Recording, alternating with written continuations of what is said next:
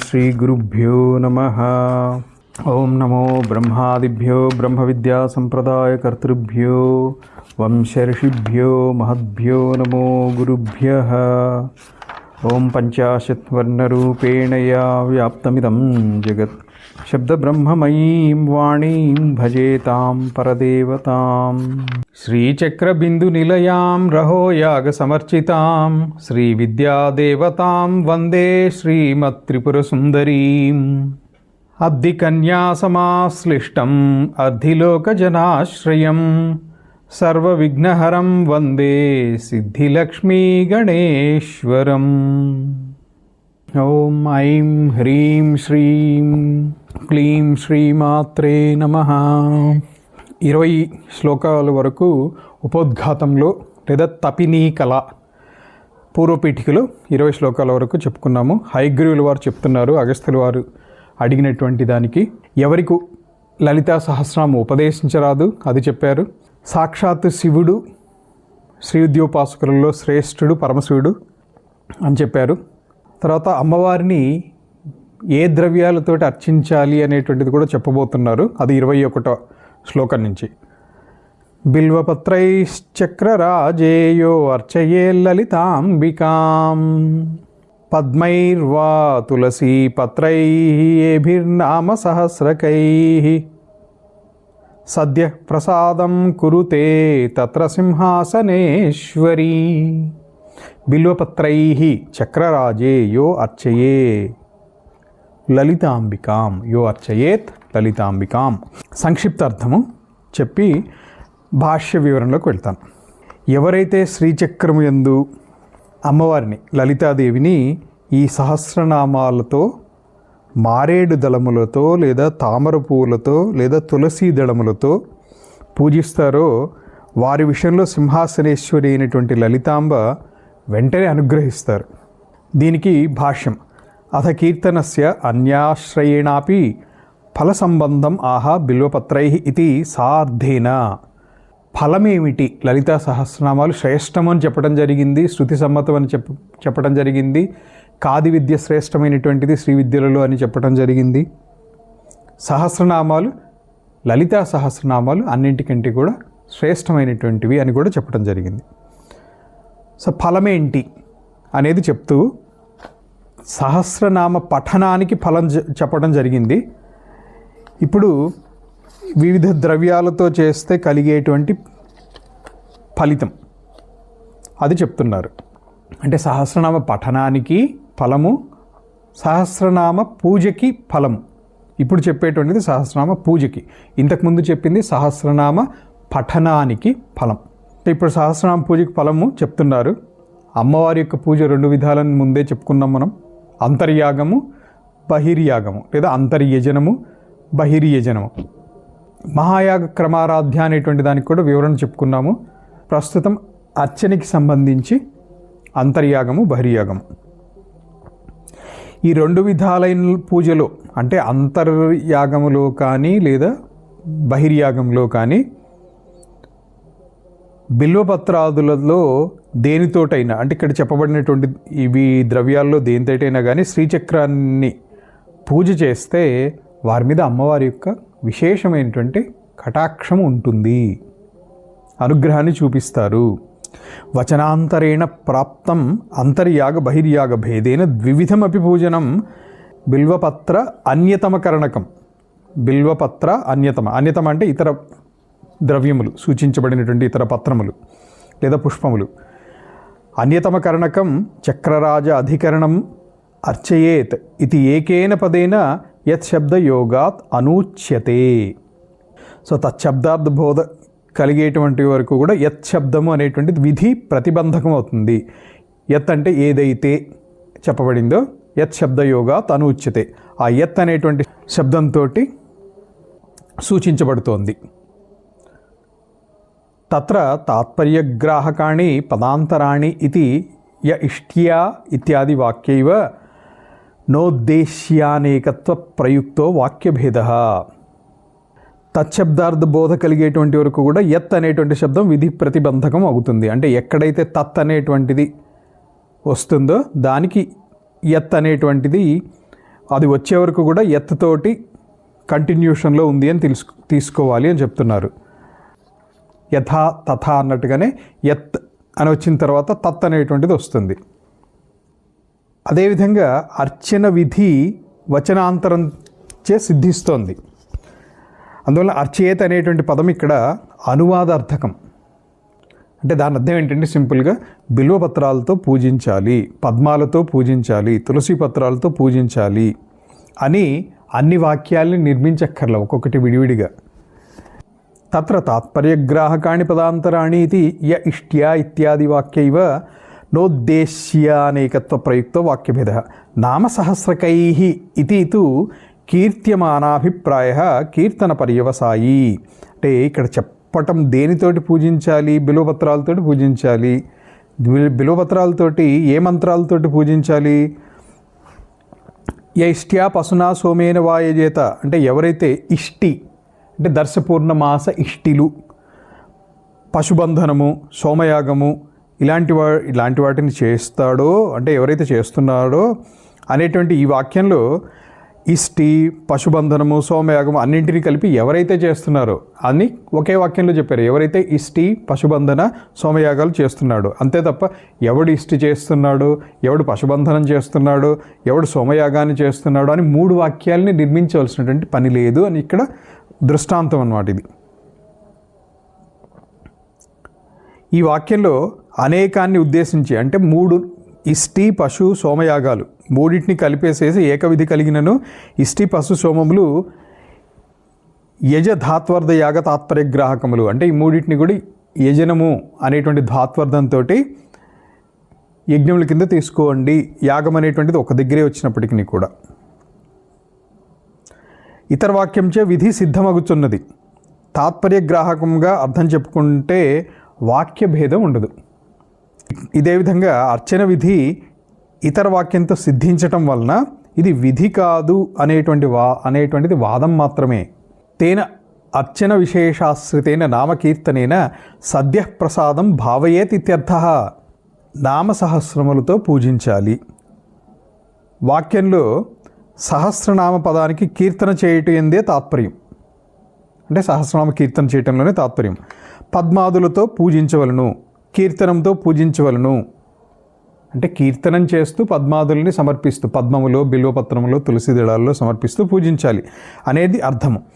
దేవి సద్యప్రసాదము ఇక్కడ భావన చెయ్యాలి, అమ్మవారి యొక్క అనుగ్రహాన్ని భావన చెయ్యాలి. యద్యపి రుద్రయామళే తులసి బిల్వపత్రాన్ని ధాత్రీపత్రాన్ని పార్వతి అర్చనే చక్రరాజ్యస్య నోచితాన్యేన సర్వధేతి నిషేధ ప్రతీయతే. రుద్రయామళంలో తులసి దళాలు ఏ విధంగానూ పూజకి పనికిరావని ఉంది రుద్రయామళంలో. సహస్రనామార్చనలో మాత్రం తులసి పత్రాలని, బిల్వపత్రాలని ప్రత్యేకంగా విధించి చెప్పారు.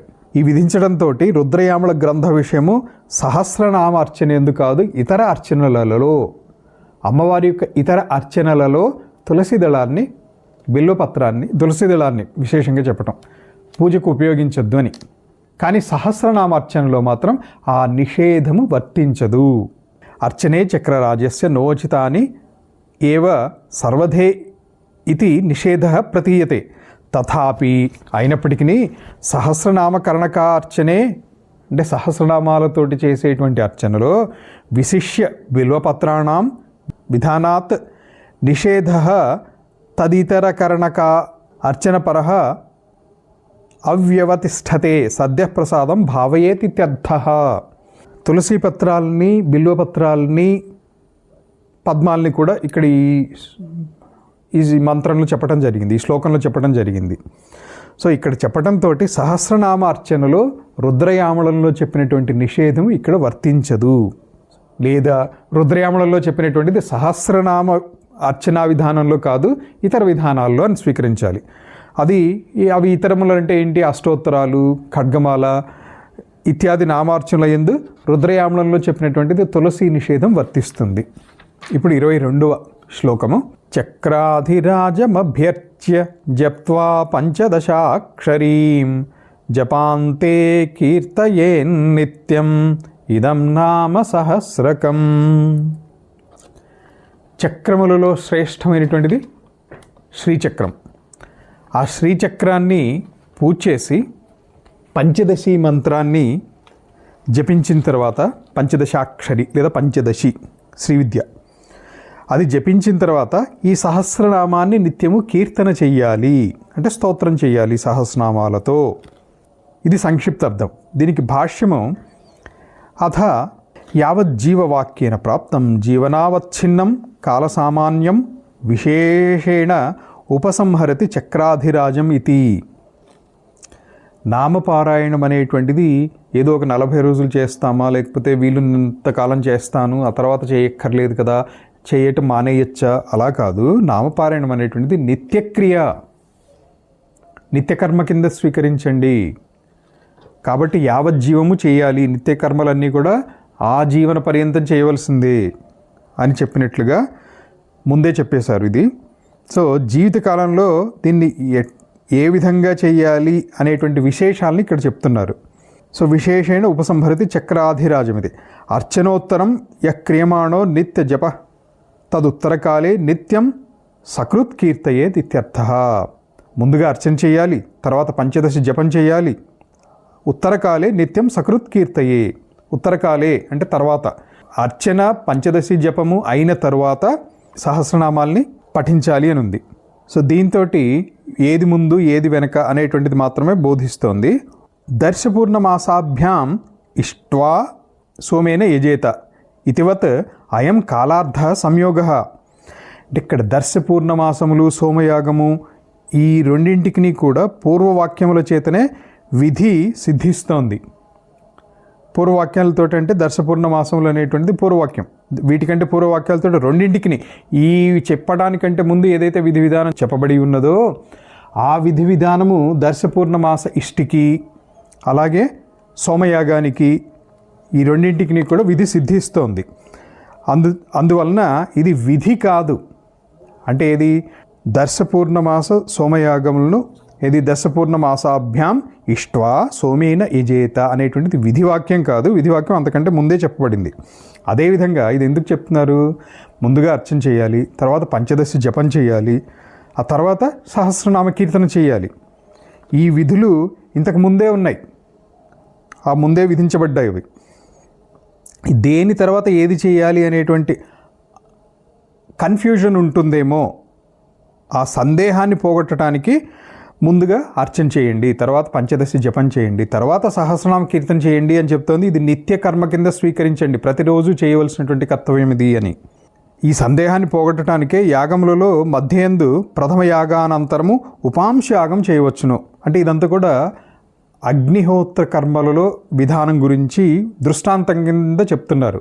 దీనికి కారణం ఏంటంటే భాస్కర రాయల వారు సోమయాజి, ఆయన సోమయాగం చేసినటువంటి వ్యక్తి, శృతి విధానాలలో నిష్ణాతుడు. అలాగే గ్రంథకర్త కూడా సోమయాజి, అంటే సోమయాగం చేసినటువంటి వాళ్ళు, అంటే శృతి విధానాన్ని క్షుణ్ణంగా తెలిసినటువంటి వాళ్ళు. ఉపాంశ యాగము అని అంటే పైకి వినపడకుండా లోపల చేసేటువంటిది, జపంలాగా. సో మానసికంగా జపించి చేయబడేటువంటిది ఆజ్యహోమం. ఇక్కడ కాలానికే ప్రాధాన్యం, అర్చనాదులు లేకపోయినా కూడా నామకీర్తన చేయవలయును అనేటువంటిదే ప్రాప్తమవుతున్నది. దానినే జపానంతరము చేయవలయును అని అనువదిస్తోంది ఈ వాక్యం.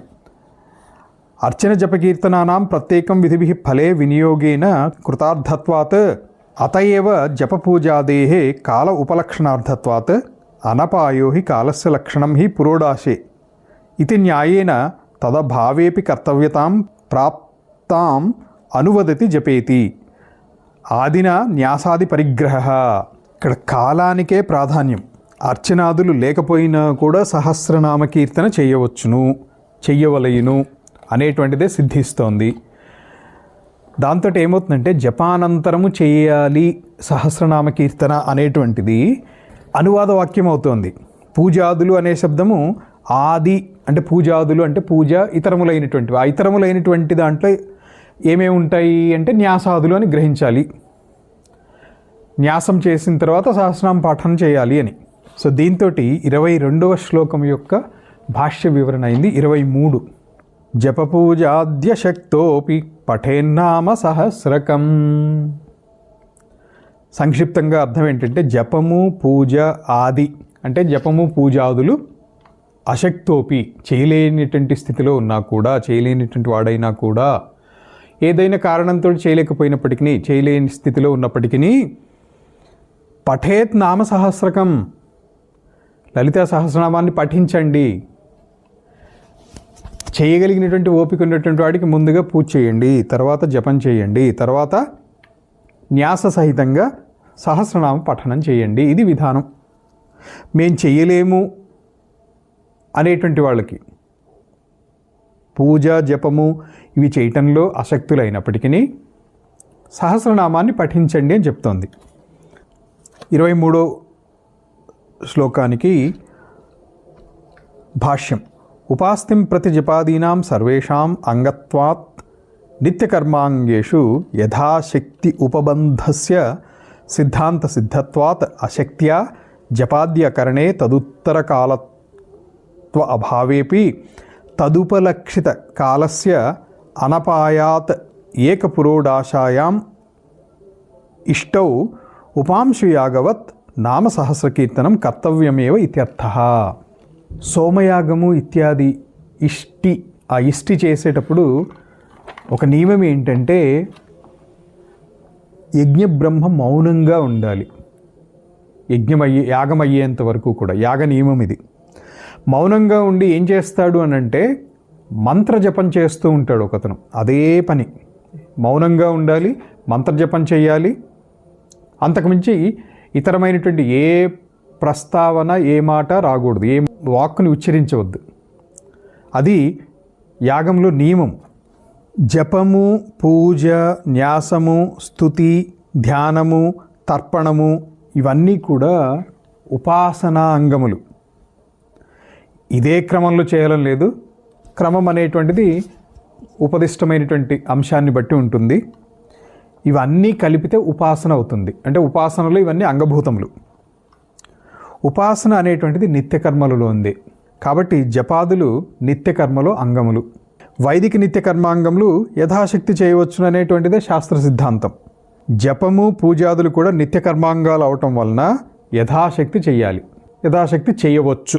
కొన్ని అంటే ఇన్ని అంగాలలో శక్తి లేనటువంటి వాళ్ళకి కొంత ఎగ్జంప్షన్ ఇచ్చారు. శక్తి లేక మానవేస్తే మానేయవచ్చు. అర్చన అనంతర కాలం కాకపోయినను నిర్దేశించు కాలం కాకపోదు. అర్చన అనంతర కాలం కాకపోయినను నిర్దేశించు కాలము కాకపోదు. అంటే నిర్దేశించినటువంటి కాలం అనేటువంటిది ఉంటుంది. సూచించినటువంటి కాలంలో చేయవచ్చును. ఏది ఎప్పుడు చేయాలి అనేటువంటిది సూచించబడినటువంటి కాలంలో చేయవచ్చు. ఇక్కడ దృష్టాంతం అంతా కూడా ఎక్కువగా వీరు సోమయాజి అయి ఉండటంతో ఇష్టి, సోమయాగము ఇత్యాది వాటిలో చేసేటువంటి పద్ధతులనే ఇక్కడ దృష్టాంతంగా చెప్తున్నారు. ఏకపురోడాసి ఇష్టిలో ఉపాంశయాగం వలె నామపారాయణం తప్పక చేయవలేను అనేటువంటిది అర్థం. ఆ విధంగా జపాదులలో కొన్నింటిని చేయకున్నను నిర్దిష్ట కాలంలో నామపారాయణ చేయవలను. నిర్దిష్ట కాలం అంటే ఇప్పుడు యాగంలో ఈ సమయంలో ఉపాంశయాగం చేసిన విధంగానే నామపారాయణ కూడా చేయాలి అనేటువంటిది విధానం ఉంది. సో అక్కడ ఖచ్చితంగా నామపారాయణ చేయాలి. 24వ శ్లోకం. సాంగార్చనే సాంగజపే యత్ఫలం తదవాప్నుయాత్ ఉపాసనే స్తుతిరన్యాః పఠేదభ్యుదయో హి సహ. సా అంగ అర్చనే సప్తమి విభక్తిది. అంటే సాంగముగా అర్చన యొక్క అన్ని అంగములతో కూడి, సాంగ జపే జపం యొక్క అంగములతో కూడి కలిపి, యత్ఫలం తత్ అవాప్నుయాత్ ఏదైతే ఫలముందో ఆ ఫలము నామపారాయణలో కూడా అదే ఫలము ఉంది. ఉపాసనలో ఇతర దేవీ స్తోత్రాలు చదవాలి కూడా. అలా చదవటం అనేటువంటిది అభివృద్ధి సూచకమే, అభివృద్ధి అది. ఇది సంక్షిప్త అర్థము. దీనికి భాష్యం.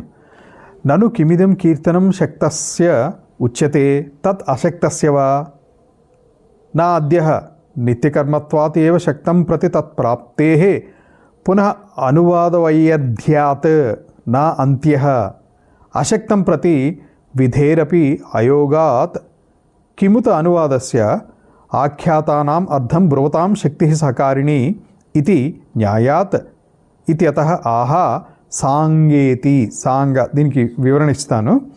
అంగై సహితం సాంగం, అంగసహితముగా అంటే సాంగం అంటారు ఒక శబ్దంతో. ఆవరణ పూజా సహిత ప్రధాన దేవతా పూజనస్య కుల్లుకా సేతు మహాసేతు జనసహిత విద్యాజపస్య చ న్యాసాత్ న్యాసాదేశ్చ యత్ఫలం తదుద్దేశేన అపి పఠేత్ ఇత్యర్థః. దీని భావం ఏంటి? అయం భావ యది న్యాస అర్చన జప కీర్తనేషు అన్యతమకస్యైవ కరణే శక్తి తదా న్యాయతో వికల్పే ప్రాప్తే తదపవాదేన కీర్తనమేవ విధీయతే. అంటే కీర్తనమే విధించబడుతోంది. సహస్రనామ కీర్తనము శక్తి కలవాళ్ళు చేయాలా, శక్తి లేని వాళ్ళు చేయాలా, అంటే అశక్తుడు చేయాలా? ఉపాసన అనేటువంటిది నిత్యకర్మ కదా, కాబట్టి శక్తి కలిగినటువంటి వాడు నిత్యకర్మలు తప్పకుండా చేయాలి. సహస్రనామం అనేటువంటిది నిత్యకర్మలో భాగంగా చేసుకోమని ముందే చెప్పేస్తుంది. హైగ్రీవుల వారు ముందే చెప్పారు, ఇది నిత్యకర్మ కింద స్వీకరించాలి అని, ఇది నిత్యకర్మ అని, నిత్యకర్మానుష్ఠానంలో భాగము. సో నిత్యకర్మలో పారాయణం అనేటువంటిది, నిత్యకర్మలాగా పారాయణం అనేటువంటిది ఆజీవన పర్యంతం చేయాలి అనేటువంటిది సిద్ధిస్తూ ఉంది. మళ్ళీ దాన్ని అనువాదిస్తూ ఈ శ్లోకంలో చెప్పటం రిపిటీషన్ కదా, వ్యర్థం కాదా? లేదా అశక్తుని గురించి చెప్పింది అని అంటే అశక్తుని గురించి శాస్త్రం ప్రవర్తించదు, అంటే అశక్తుడి గురించి శాస్త్రం చెప్పాల్సిన అవసరం లేదు అని. కాబట్టి అనువాదానికి ఎంత మాత్రం ప్రవృత్తి లేదు, అంటే విశేషం లేదు అక్కడ. ఆఖ్యాతలకు ధాతు ప్రత్యయాలకు అర్థబోధలో శక్తి సహకరిస్తుంది.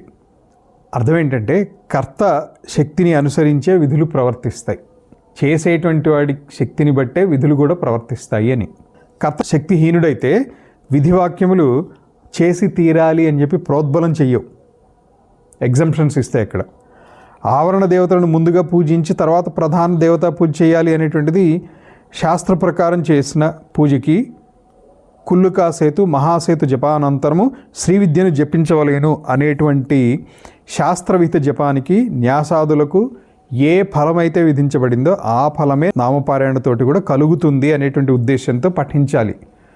అన్ని అంగములు తెలిసి చేసేటువంటి వాడికి ఏ ఫలం కలుగుతుందో, పూజ చేసేటువంటి వాడికి ఏ ఫలం కలుగుతుందో ఒక్క సహస్రనామ పారాయణతోటి కూడా కలుగుతుంది అదే ఫలం. న్యాసము, అర్చనము, జపము, నామపారాయణ వీటిలో ఏ ఒక్కదానిని చేయగల శక్తి ఉన్నా కూడా దేనిని చేసినా సరే అనేటువంటి వికల్పం వస్తుంది, అంటే ఆల్టర్నేటివ్ ఎగ్జంప్షన్ ఇస్తున్నారు. అన్నింటినీ విడిచిపెట్టినను నామపారాయణ మాత్రం విడువరాదు, సహస్రనామ పారాయణ వదలకుండా చేసి తీరాలి అని అపవాదంగా విధించుచున్నదే కానీ ఇది శక్తిని గూర్చా అశక్తిని గూర్చా అనే ప్రశ్న కాదు. దీనికే యాగం చేయటానికి దీక్ష తీసుకున్నాడండి ఒక ఆయన, మధ్యలో మానేశాడు ఏదో కారణం వచ్చి. ఆ యాగ ప్రతినిధిగా విశ్వజిత్ యాగాన్ని చేయాలి. అప్పుడు దానివలన మధ్యలో మానేసినటువంటి దోషం సంభవించదు. ఇది అగ్నిహోత్రాది కర్మలలో విధానం గురించి ఇక్కడ దృష్టాంతంగా చెప్తున్నారు. విశ్వజిత్తునకు యాగఫలం మాత్రం కలుగును అనేటువంటి ప్రమాణం కూడా ఎక్కడ లేదు. అదేవిధంగా న్యాసాదులు అన్నింటికీ కూడా నామపారాయణం అనేటువంటిది ప్రతినిధి అని గ్రహించాలి. న్యాసాదులు చేయలేకపోయినా వాటి ప్రతినిధిగా పారాయణం చేస్తే, అంటే సహస్రనామ పారాయణం చేస్తే అన్నింటి సహితంగా పూజ చేసినటువంటి ఫలితం కలుగుతుంది అనేటువంటిదే ఇక్కడ విధిస్తోంది శాస్త్రం. కాబట్టి విశ్వజిత్ కంటే పారాయణంలో జపాది ఫలప్రాప్తి విశేషమని తెలియాలి. అంటే విశ్వజిత్ యాగంలో కూడా పారాయణ, నామపారాయణ అనేటువంటిది ఒక విధానం ఉంది. సో అక్కడ విశ్వజిత్ యాగం కంటే కూడా పారాయణ చేయటంలో జపాది ఫలప్రాప్తి విశేషంగా ఉంటుంది.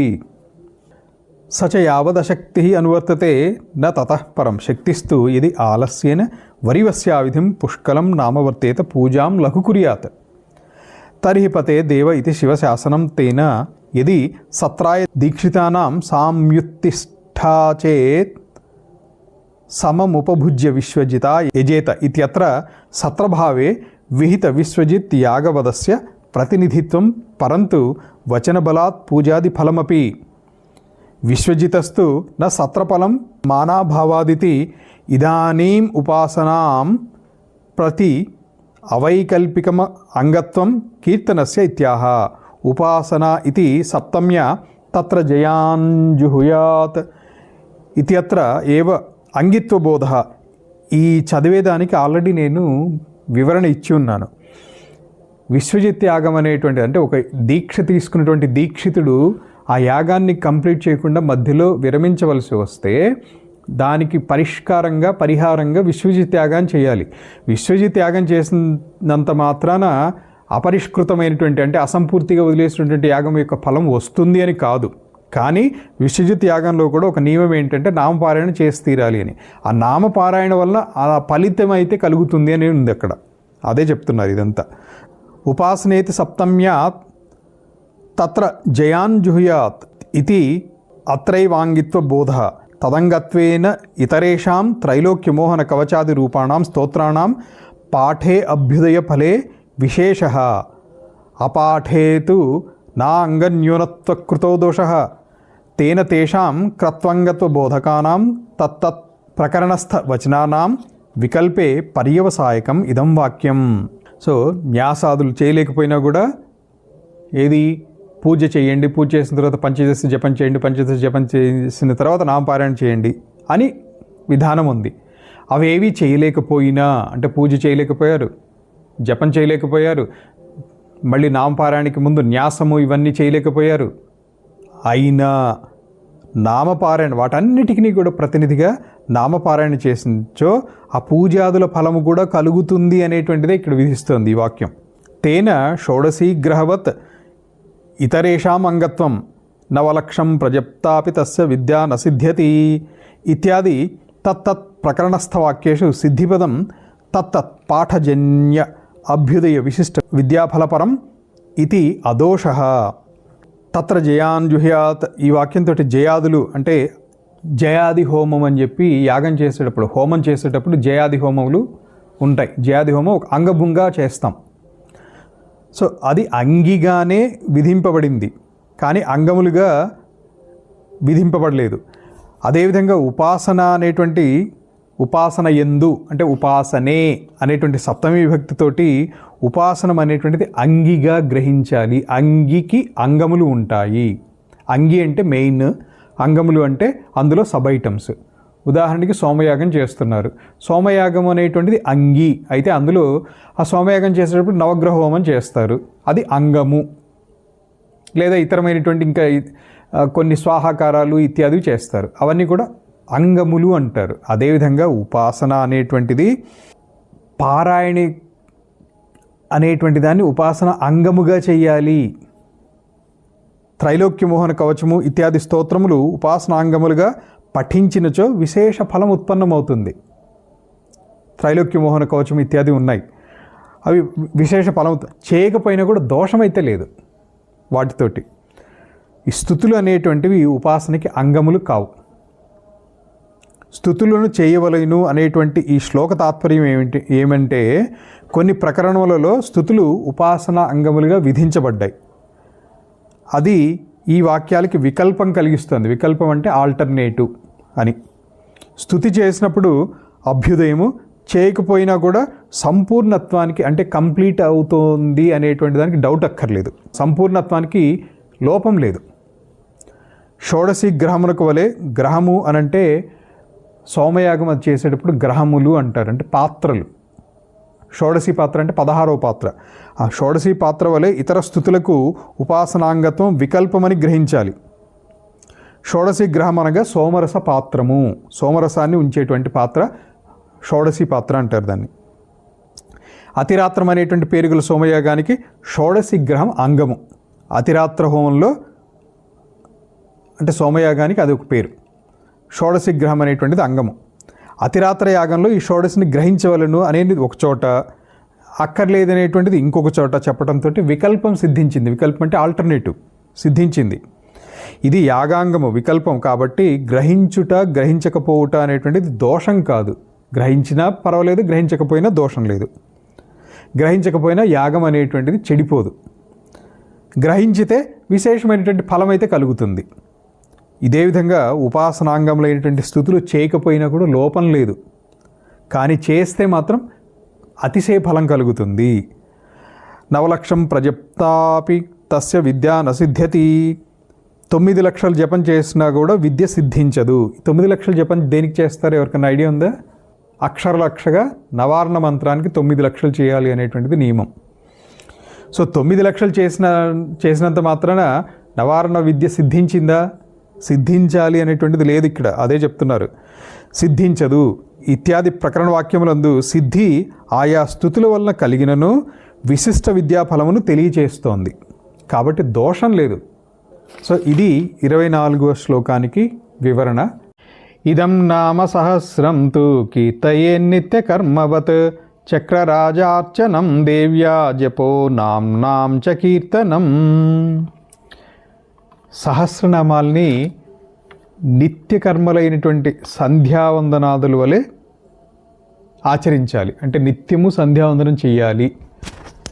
ఇత్యాది కర్మలు ఉన్నాయి. నిత్యం పూజ చేయాలి. అలా ఆశ్రమ ధర్మాన్ని బట్టి, అంటే బ్రహ్మచర్య, గృహస్థ, వానప్రస్థ, సన్యాసాశ్రమ ధర్మాలని బట్టి నిత్య కర్మలు కొన్ని ఇతర ఆశ్రమాలకు ఉన్నాయి. ఆత్మజ్ఞానికి ఎటువంటి కర్మలు లేవు, నిత్య కర్మలు కూడా లేవు. సో సహస్రనామాలు అనేటువంటివి నిత్య కర్మలైనటువంటి సంధ్యావందనాదుల వలె ఆచరించాలి లేదా కీర్తించాలి. శ్రీచక్రార్చనము, దేవీ మంత్ర జపము, సహస్రనామముల యొక్క కీర్తనము, పూజ, జపము, సహస్రనామ కీర్తన. ముందు చెప్పిందే మళ్ళీ ఇక్కడ చెప్తున్నారు. ఇది ఉపాసకుడు లేదా భక్తుడైనటువంటి వాడికి చేయవలసినటువంటి నిత్య కృత్యము. సో దీనికి భాష్యం చెప్పుకుందాం. ఇదం తు న తాదృశం అంగం అపి తు నిత్యకర్మవత్ సంధ్యావందనవత్ స్వాభావిక ప్రతియోగిక వికల్ప అసహత్వ మాత్రార్థక అయంవతి తతశ్చ సంయోగ పృథక్త్వన్యాయేన కీర్తనం క్రత్వర్థ పురుషార్థ ఉభయరూపం ఇది మంతవ్యం. అర్చనాది ప్రాయపాఠేన అపి ఉపాసనాంగత్వమేవ దృఢయతి దేవ్యా విద్యాయాః కాకాక్షిన్యాయేన ఉభయత్ర అన్వేతి. ఉభయత్ర అన్వేతి అంటే రెండు దిక్కులో కూడా అన్వయిస్తుంది. ఆ రెండు ఏంటనే చెప్తాము. కాకాక్షి న్యాయము అంటే కాకి కన్ను. ఆ న్యాయం ఏంటి అదంతా కూడా ఇక్కడ దృష్టాంతం ఎందుకు వచ్చింది చూద్దురు. కానీ ఇంతకు ముందు ఇప్పటివరకు మనం చెప్పుకున్నది ఏంటి? ఉపాసనమునకి స్తుతులు అనేటువంటివి అంగములు. సహస్రనామ స్తుతి మాత్రం ఆ విధమైనటువంటి అంగము కాదు. ఇతర దేవతా స్తుతులు మాత్రము ఉపాసనకి అంగములు. సహస్రనామ స్తుతి అంటే స్తోత్రం. సహస్రనామ స్తోత్రము ఉపాసన యొక్క అంగము కాదు. నిత్యకర్మలలోని నిత్యకర్మ ఏ విధంగా అయితే విడవటానికి కుదరదో అదేవిధంగా సహస్రనామ స్తుతిని కూడా ఉపాసకుడు, అమ్మవారి యొక్క భక్తుడు విడువరాదు. ఇక్కడ సహస్రనామం అని ఎన్నిసార్లు చెప్పినా అమ్మవారికి 1,000,000 సహస్రనామాలు ఉన్నా కూడా శ్రేష్టమైనటువంటిది లలితా సహస్రనామం అని చెప్పబడింది. ఆ లలితా సహస్రనామాన్నే అమ్మవారి ప్రీతి కొరకు పఠించాలి. ఇది అమ్మవారిని ప్రీతి చెందించినట్లుగా ఇతర ఏ సహస్రనామము కూడా అమ్మవారికి ప్రీతికరము కాదు.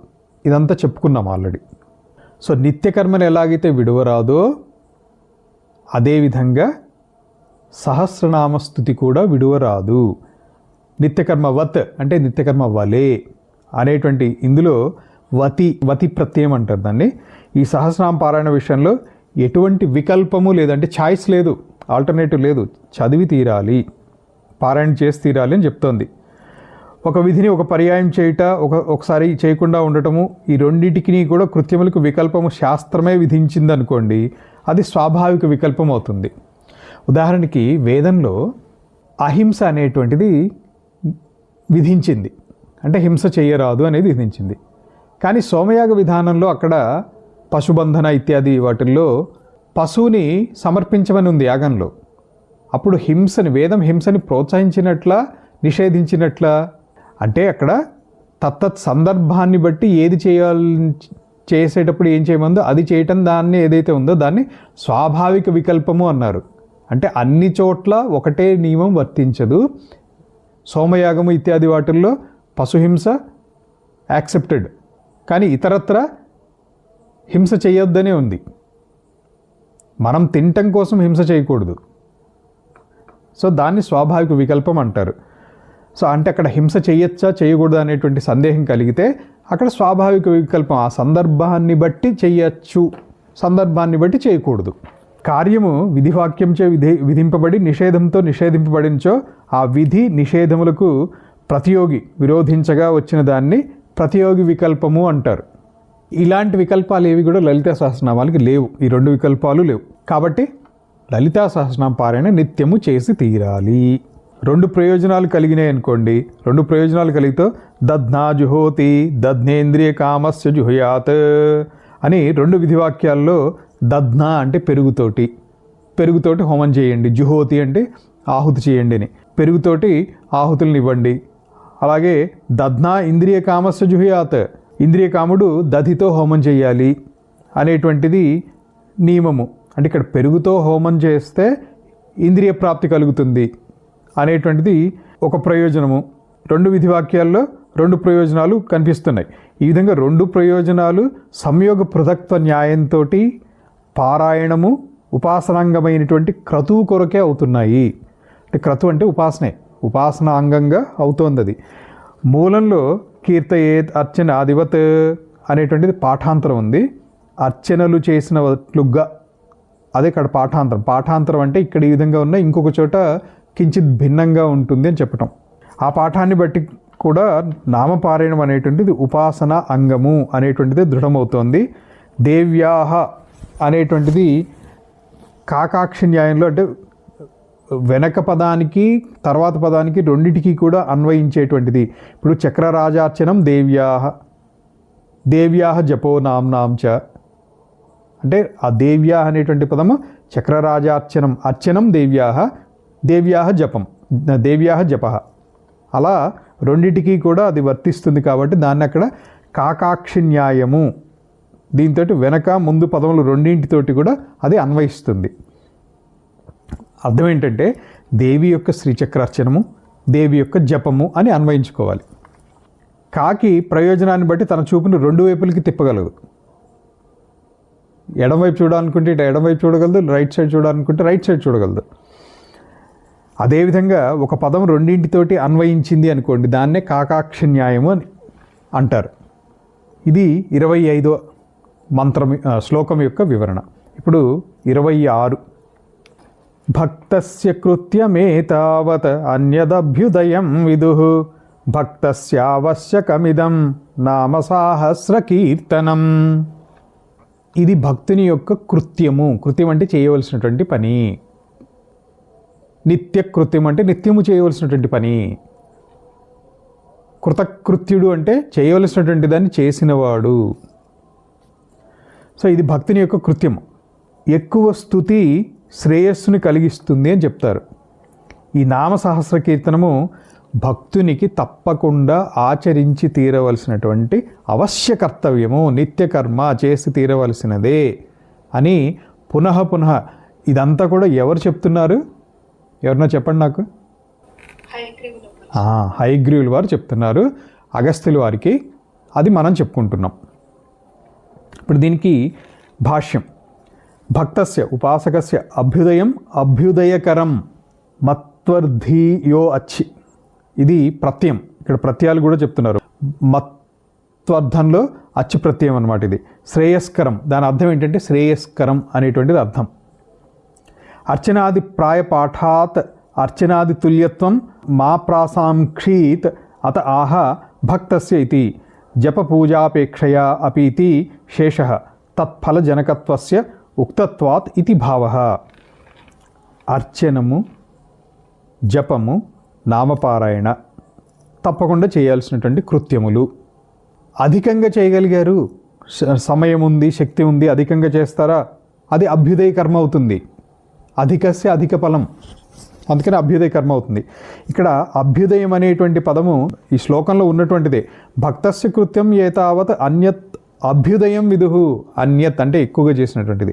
అభ్యుదయం అని తెలుసుకోండి అని చెప్తోంది విదుః అని. ఈ అభ్యుదయం అనేటువంటి పదాన్ని ఇక్కడ మత్వర్ధి అచ్చుప్రత్యయం. ఇది అభ్యుదయము అంటే అభివృద్ధి. అచ్చుప్రత్యయంతో అభ్యుదయం కలిగింది అనేటువంటి అర్థము లేదా శ్రేయస్కరం అనేటువంటి అర్థం వస్తుంది. అర్చనాదుల కంటే పారాయణము ముఖ్యము అని చెప్పటమే ఇక్కడ నామసహస్రం ప్రత్యేకంగా చెప్పటం అయింది. అది చెప్పడం కోసమే అవశ్యకం ఇదం నామసహస్ర కీర్తనం, తప్పక చేసి తీరవలసినటువంటిది అని. భక్తిశ్చ అనటంతో ఫలమును కలిగించేటువంటి జపములు చేసేటువంటి వాడికి జపపూజ అపేక్షయ అంటే జపము పూజ చేసిన దానికంటే కూడా అధికముగా సహస్రనామ పారాయణ అనేటువంటిది విశేషమైనటువంటి ఫలాన్ని ఇస్తుంది. ఎక్కువగా చేస్తే అభ్యుదయం కలుగుతుంది. సో జపము పూజ అపేక్షయ అంటే వీటితోటి పోలిస్తే రిలేటివ్లీ నామపారాయణ అనేటువంటిది అధిక ఫలాన్ని ఇచ్చేటువంటిది. అది 26వ శ్లోకానికి భాష్య సహిత వివరణ. 27 శ్లోకం. తత్ర హేతుం ప్రవక్ష్యామి శృణుత్వం కుంభసంభవ పురా శ్రీలలితాదేవి భక్తానాం హితకామ్యయా. 27, 28 కలిపి చెప్పుకుందాము. ఇప్పుడు 28వ శ్లోకం కూడా చెప్పేస్తాను. వాగ్దేవీ వశనీ ముఖ్య సమాహూయ ఇదమబ్రవీత్ వాగ్దేవతా వసిన్యాద్యాః శృణుధ్వం వచనం మమ. ఈ శ్లోకాలకి సంక్షిప్త అర్థం.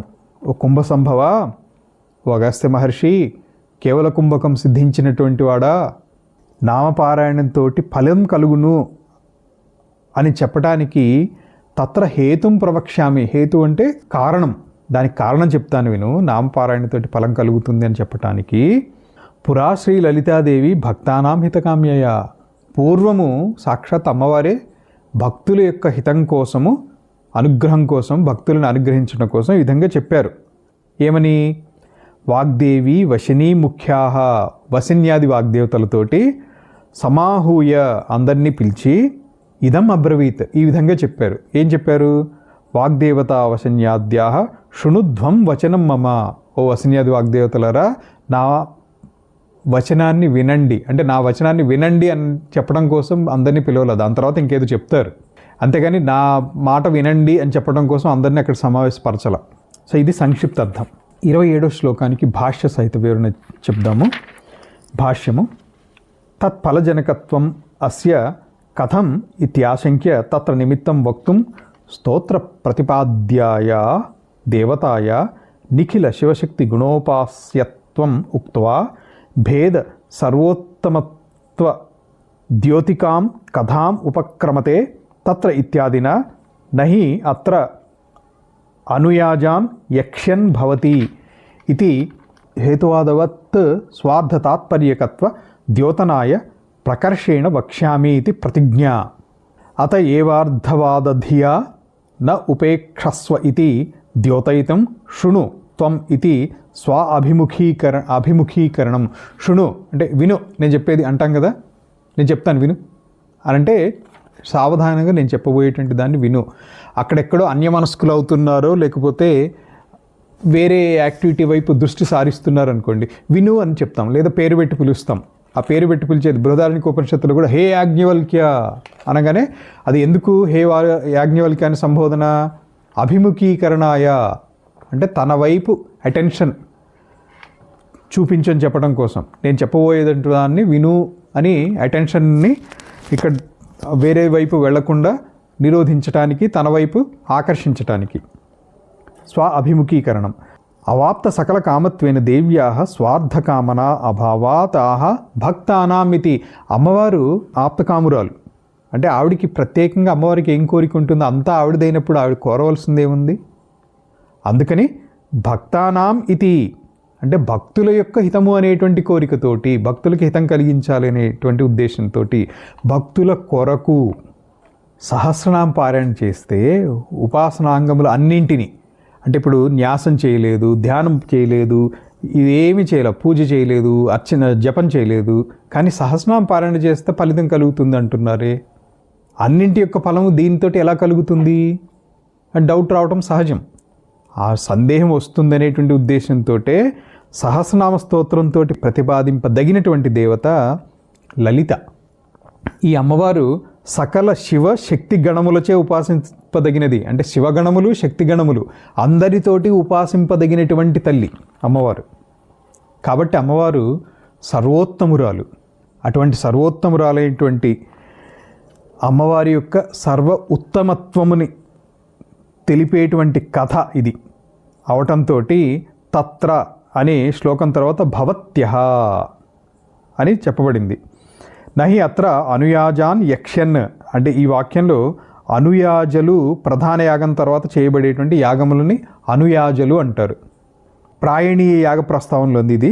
ఇక్కడ హి అనేటువంటి శబ్దానికి హేతు అర్థము, ఏ హేతు వలననగా అనేటువంటిది అర్థం. హి అనేటువంటి దానికి హేతువాదం వలె స్వార్థ తాత్పర్యాన్ని తెలుపటం కోసం ప్రకర్షగా చెప్పేదని అనేటువంటిది ప్రతిజ్ఞ. అర్థవాద బుద్ధితో ఉపేక్షించకు. అర్థవాదం అంటే ఈ లలితా సహస్రనామాల్ని స్తుతించటం కోసం, స్తుత్యర్థం ఇదేదో విశేషంగా దీనికి ఫలం బాగా ఉంటుందని ఏదో చెప్తున్నారేమో అని అలా అర్థవాదం అని చెప్పి భావనలో తీసుకోవద్దు నాయన అగస్త్య.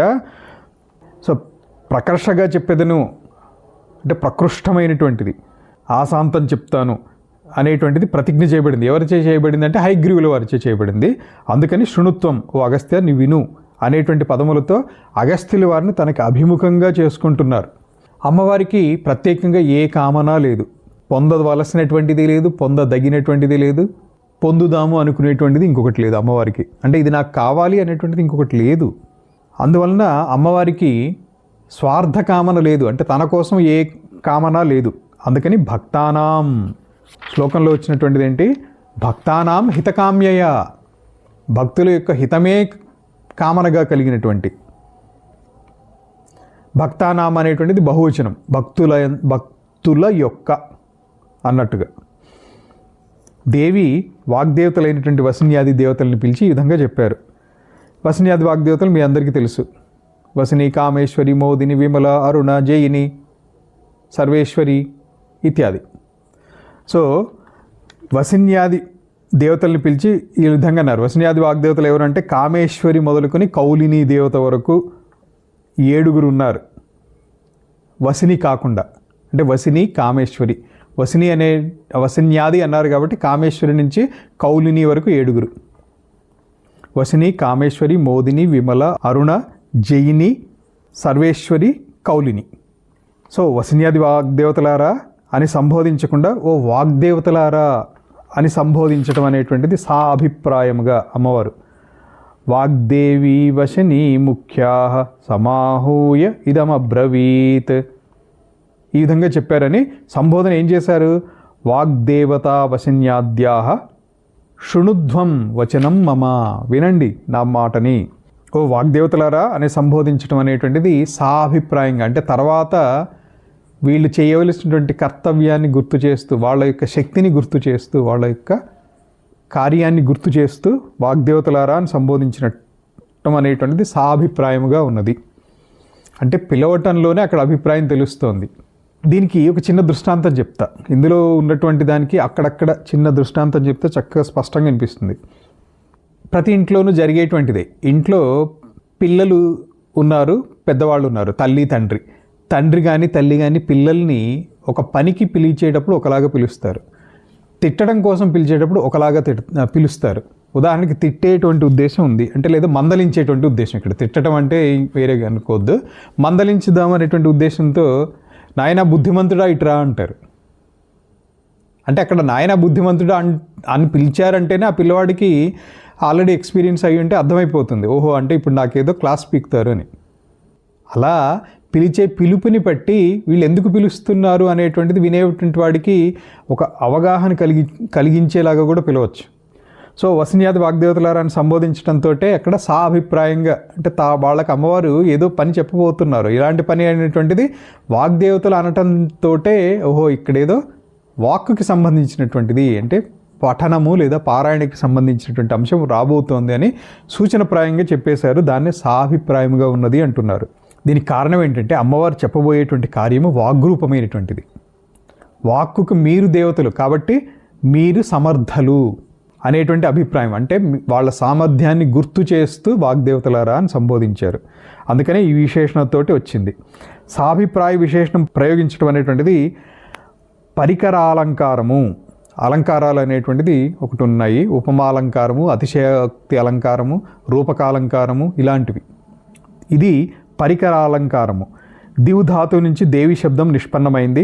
దివుధాతువుకి క్రీడ అంటే ఆట, విజిగీష అంటే జయేచ్ఛ. ఇది ఇంతకుముందు చెప్పుకున్నాం. అమ్మవారికి ఇదంతా కూడా క్రీడ, విజిగీష అంటే జేతుమిచ్ఛ జిగీష, జయేచ్ఛ. ద్యుతి అంటే ప్రకాశము, స్తుతి అంటే స్తోత్రము లేదా సంతోషం, స్తుతి వ్యవహారము, మోదము సంతోషము, మదము స్వప్నము, కాంతి గతి, ఇన్ని అర్థాలు ఉన్నాయి మోదము అంటే. దేవతలకి స్వప్నాలు ఉండవు. కారణం, వాళ్ళు కనురెప్పే ముయ్యరు. అనిమేషులు అని ఇంకొక పేరు ఉంది వాళ్ళకి. కనురెప్పలు ఆర్పరు మనుషుల్లాగా. నిద్ర పట్టాలంటే కనురెప్పలు పడాలి. కనురెప్పలు పడితేనే నిద్ర వస్తుంది. నిద్రలోకి వెళ్తేనే స్వప్నంలోకి వెళ్తారు. దేవతలకి స్వప్నాలు ఉండవు. కాబట్టి స్వప్నార్థం మాత్రం దేవి శబ్దానికి లేదు ఇక్కడ. మిగిలిన అర్థాలన్నీ కూడా దేవి శబ్దానికి సరిపోతాయి. వాక్ శబ్దము దేవి శబ్దానికి సమాసం చేస్తే వాగ్దేవులు అయ్యారు. ఈ వసిన్యాది వాగ్దేవతలు అయ్యారనమాట. వాక్కుతోటి ప్రకాశించేవాళ్ళు, వాక్కుతోటి స్తుతించేటువంటి వాళ్ళు అనేటువంటి అర్థము. ఈ అర్థాలని ఇక్కడ వాగ్దేవి లేదా వాగ్దేవతలు అనేటువంటి శబ్దానికి వాక్కుతోటి ప్రకాశించేటువంటి వాళ్ళు లేదా వాక్కుతోటి స్తుతించేటువంటి వాళ్ళు, రెండు అర్థాలు ఉంటాయి. ఈ అర్థాలని ఇక్కడ ఈ శబ్దానికి చెప్పుకోవచ్చు. వాగ్దేవతలు అనేటువంటి శబ్దానికి చెప్పుకోవడం. వాక్కుతోటి సకల కార్యములను చేయగలిగినటువంటి శక్తి, స్వాతంత్రము వీరికే కలదు. తనచే చేయించదలచబడినటువంటి స్తోత్రములకు అమ్మవారు వీరినే ఎంచుకున్నారు, వీరినే పిలిచారు. కారణం ఏంటి? వీళ్ళు వాగ్దేవతలు కాబట్టి. సో వీళ్ళు వాగ్దేవతలు కాబట్టి నేను ఇప్పుడు ఏం చెప్పబోతున్నానో దాన్ని వినండి. శృణుధ్వం వచనం మమ, నేను చెప్పబోయేటువంటి దాన్ని వినండి అని అమ్మవారు వాళ్ళని ప్రోత్సహించారు. సో ఇక్కడ ప్రోత్సాహము అనేటువంటిది వ్యంగ్యం. ఇక్కడి నుంచి 3.5 శ్లోకాలు లలితాదేవి చెప్తారు 29 నుంచి. సో అది రేపు చెప్పుకుందాము. ఓం తత్సత్. ఓం సహనావవతు సహనౌ భునక్తు సహ వీర్యం కరవావహై తేజస్వినావధీతమస్తు మా విద్విషావహై. ఓం శాంతి శాంతి శాంతి.